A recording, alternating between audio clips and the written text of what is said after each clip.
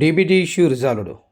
First లిస్ట్లో పేరుండి account number తప్పని ఎవరికైతే మాఫీ జరగలేదో వాళ్ళందరికీ మాఫీ ఈరోజు అంటే 17/8/2024 సాయంత్రం 5 గంటలకి మాఫీ జరిగింది.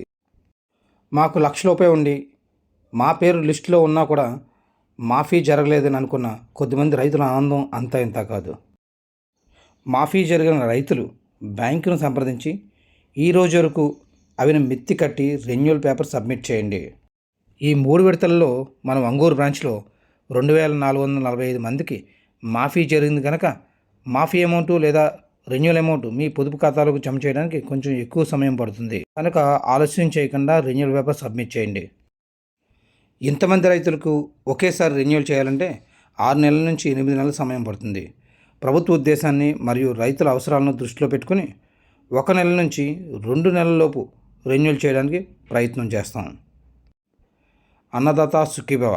మిగిలిన రైతులు కూడా మాఫీ జరగాలని మనస్ఫూర్తిగా కోరుకుందాం. Thank you for watching.